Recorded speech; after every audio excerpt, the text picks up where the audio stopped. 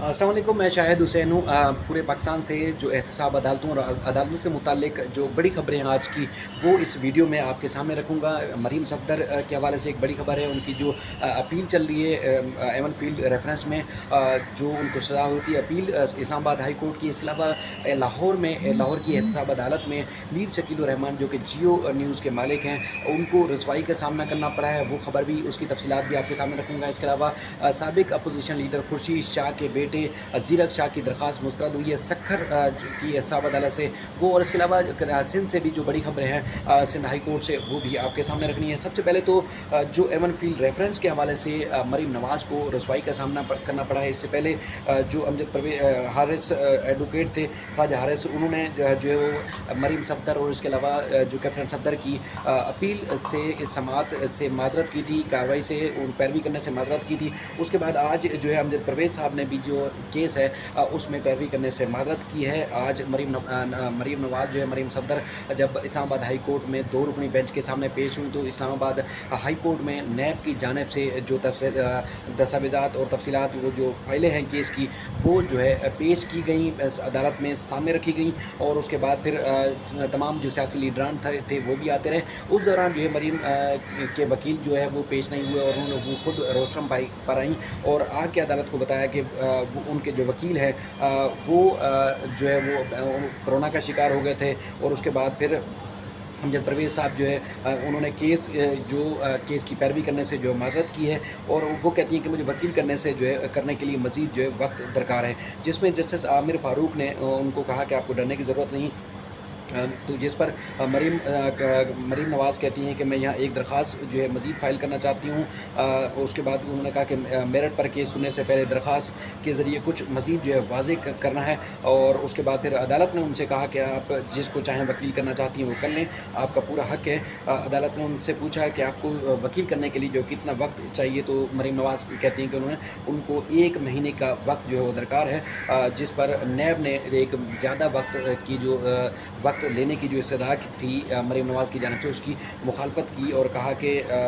इनको ताख़ीरी हरबे इस्तेमाल किया जा रहा है और केस में तवालत दी जा रही है, तवील किया जा रहा है। तो इसलिए मरीम नवाज़ की जो अपील की समाअत है उसमें 1 महीने का वक्त जो है वो ना दिया जाए, प्रोसिक्यूटर की जानिब से कहा गया। तो उसके बाद मरीम ने कहा कि मैं ये नहीं चाहती कि इस तरह का कोई तासुर जाए कि केस में जो है हमारी वजह से जो है वो ताख़ीर हो रही है या ताख़ीरी हरबे इस्तेमाल किए जा रहे हैं। जिस पर अदालत ने उनकी इस्तदा मंजूर की और 23 सितंबर तक जो है वो समाअत मुलतवी की। बाहर मीडिया के जो दोस्त मौजूद थे उन्होंने सवालात भी किए चौधरी निसार के हवाले से, जो उन्होंने पीपल्स पार्टी से मुताल्लिक बयान दिया था, उस पर उन्होंने कहा कि वो कोई कमिट नहीं करना चाहती। अब जो पहले जो वकील इनकी जो पैरवी कर रहे थे केस की,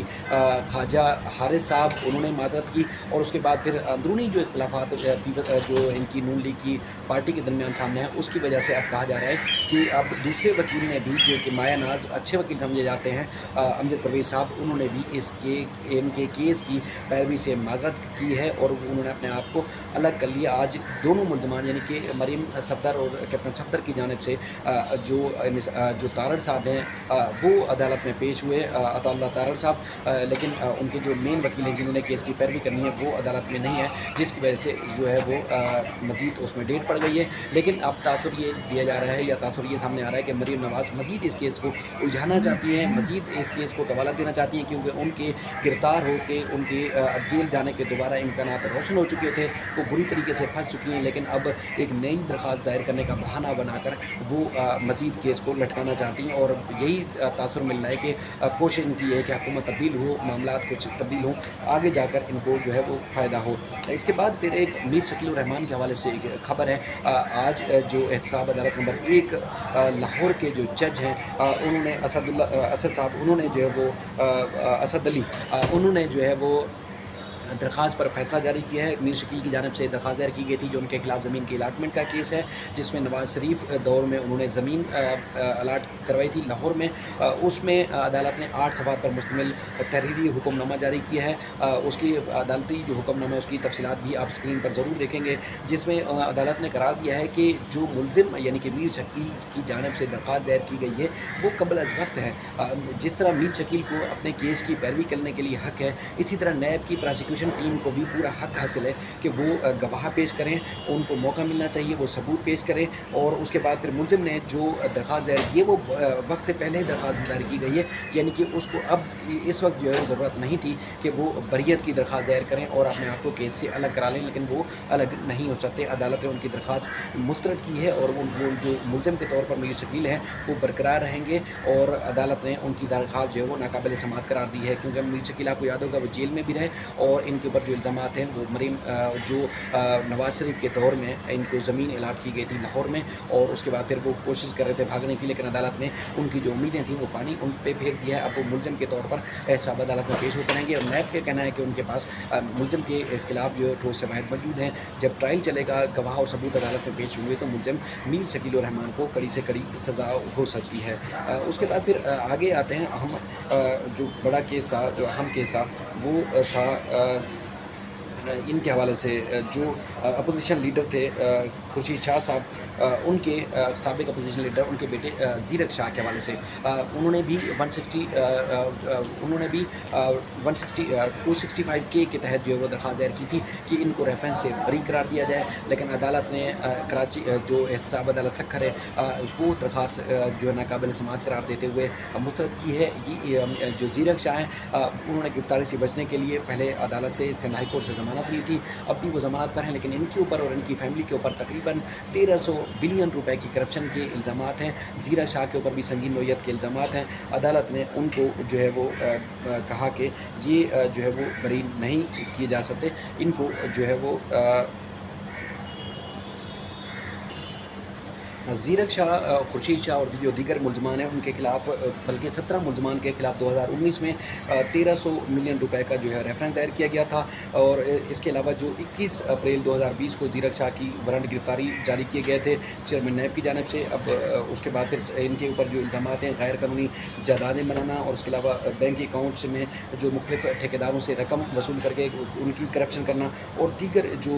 رقم ہے مختلف ذرائع سے حاصل کرنے کے حوالے سے، اور دیگر جو سنگین نوعیت کے الزامات ہیں، لیکن سکھر کی احتساب عدالت نے ان کی درخواست جو ہے وہ مسترد کی ہے، اور وہ بھی باقاعدہ طور پر اب ملزم رہیں گے، جو کہ خورشید شاہ جیل میں ہیں، جیل میں تو نہیں بلکہ وہ سکھر کے جو NIC ویڈیو ہے اس میں زیر علاج ہے، اور 2 سال سے تقریباً زیادہ عرصہ ہو چکا ہے، وہ جو ہے وہ وہیں پر انجوائے کر رہے ہیں۔ باہر آگے چلتے ہیں ہم، جو خاص طور پر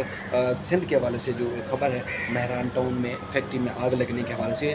سیشن ڈسٹرکٹ اینڈ سیشن جج جو ایسٹ ہیں انہوں نے تحریری حکم نامہ جو ہے وہ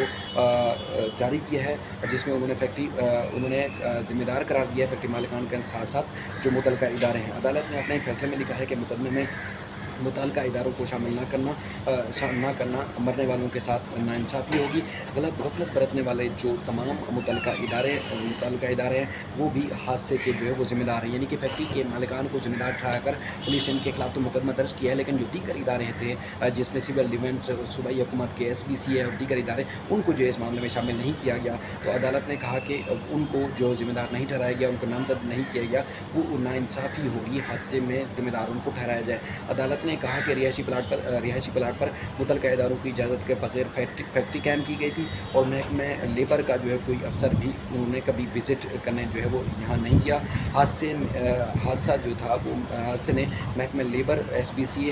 KMC اور دیگر کی جو کارکردگی ہے اس کو بے نقاب کیا ہے۔ بظاہر خامیاں اور کوتاہیوں سے بظاہر لگتا ہے کہ خامیاں اور کوتاہیاں جو ہے حادثے کا سبب بنی۔ طے شدہ اصولوں کے برخلاف جو ہے وہ تعمیرات، آگ سے بچاؤ کے انتظامات جو نہیں تھے، اور دروازہ لاک تھا، اور 16 بے گناہ افراد جو ہے وہ جاں بحق ہوئے۔ فیکٹری کا دروازہ بند ہونا ایک اہم وجہ جو ہے وہ حادثے میں قرار دیا ہے عدالت نے، اور عدالت نے کہا کہ فائر بریگیڈ تاخیر سے پہنچی، پانی کی کمی تھی، سول ڈیفینس کا عملہ بھی جو تھا وہ غیر تربیت یافتہ تھا،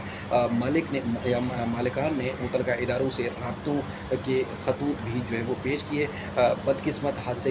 کے بعد ایسے رابطوں کا کوئی عدالت نے کہا کہ فائدہ نہیں ہے۔ عدالت نے قرار دیا ہے کہ رہائشی پلاٹ پر فیکٹری प्रॉपर्टी जो है वो गैर कानूनी कायम की गई थी। SPCA ने सिर्फ रिहायशी मकासद के लिए ग्राउंड प्लस 1 की जो है मंजूरी दी थी और अदालत ने अपने फैसले में करार दिया है, जो तहरीर-ए-हुक्मनामा है उसमें करार दिया है कि बज़ाहिर प्रोसिक्यूशन के पास इल्ज़ाम की दिफा में कोई मुनासिब शवाहिद हैं और ये दुरुस्त है कि ताज़ीरात पाकिस्तान की दफ़ा 322 में सिर्फ दियत ही है, यानी कि इनमें इनको सज़ाए मौत नहीं हो सकती, दियत जो है वो दी जा सकती है। अगर शवाहिद मिटाने समेत दीगर खदशात ना हो तो ज़मानत दी जा सकती है। दफ़ा नाकाबिल जो दफ़ा 3 FIR में नाकाबिल ज़मानत है,